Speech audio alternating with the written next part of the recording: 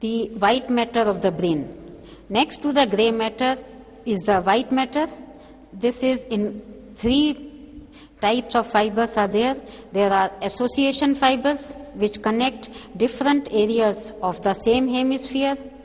There are commissural fibers which connect identical areas of the two opposite hemispheres, and there are projection fibers which connect the upper areas with the lower areas of the brain and spinal cord.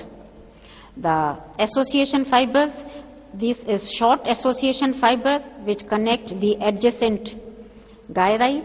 Long association fiber, this is the fibers in the cingulum, the superior longitudinal fasciculus, the inferior longitudinal fasciculus, and the uncinate fasciculus, which connects the frontal lobe to the temporal lobe of the brain.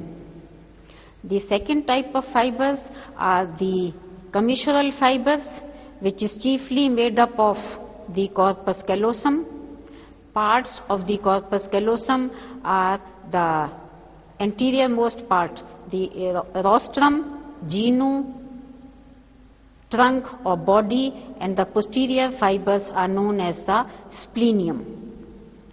There is an anterior commissure here and a posterior commissure at the back. These fibers, they connect the identical areas with the opposite cerebral hemisphere.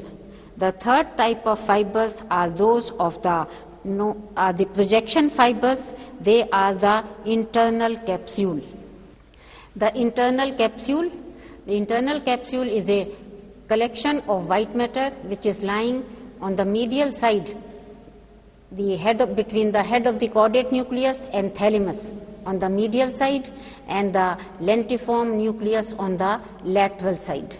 The parts of the internal capsule are the anterior limb, the genu, the posterior limb, the sublentiform part, and the retrolentiform part. These are the 5 parts of the internal capsule: anterior limb, genu, posterior limb, sublentiform part, and the retrolentiform part.